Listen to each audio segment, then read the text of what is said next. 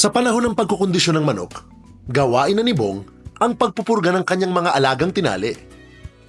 Ang pagpupurga ang pinakamabisang paraan kung saan nililinis ang bituka ng tinali para matanggal ang mga bulate. Tulad ng ibang sabungero, ang bulate o worm infestation ay isang malaking problema para kay Bong.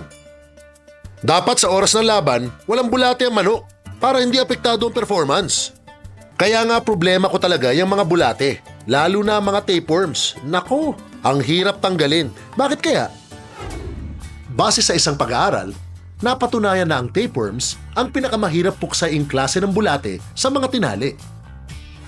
Ito'y dahil ang ulo ng tapeworm ay di madaling matanggal sa pagkakadikit sa loob ng bituka. Ang ulo o ang tinatawag na scolex ay madalas naiiwan at may kakayanan nitong humaba muli. Bukod pa dito, ang bawat segment o proglottid ay maaaring maglabas ng mga mature na itlog. Ang life cycle ng tapeworm ay dumadaan sa iba't ibang yugto na kinabibilangan ng mga itlog at intermediate hosts ng mga insekto. Ito ay maaaring mabuo sa loob ng 42 days. Nakukuha ang mga ito sa pagtuka sa lupa na kung saan nakakain ang mga itlog ng mga bulate at intermediate hosts ng mga insekto tulad ng mga langgam, bulate, suso, salagubang at langaw. Ang mga bulate ay umaatake sa bituka na nagiging sanhi ng panghihina, pangangayayat, pamumutla at pananamlay ng mga tinali. Ang tamang pagkontrol ng bulate ay ang una, pagpapanatili ng kalinisan at pagpuksa ng mga intermediate hosts. Pangalawa, iwasan ang overcrowding o pagsisiksikan.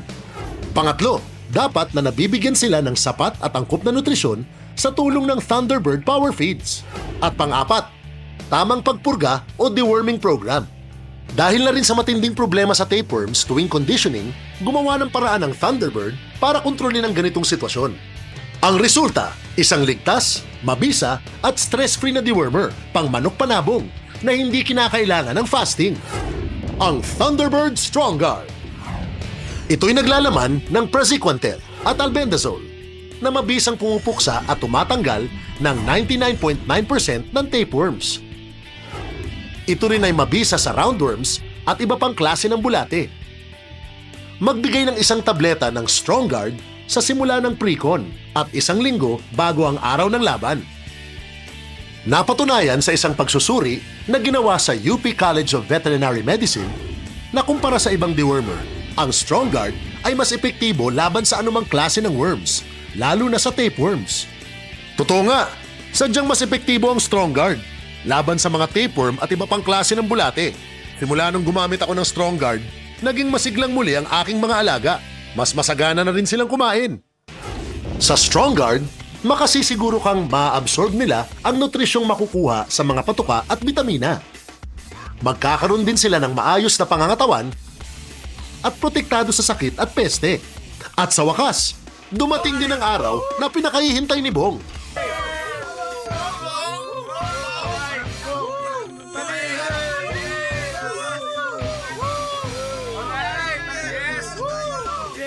Panahon ng conditioning, purgahin ng tama ang inyong mga tinali. Kaya gumamit ng conditioning dewormer na strong. Tulad ko, Thunderbird Strong Guard. Bulate talo, manok panalo.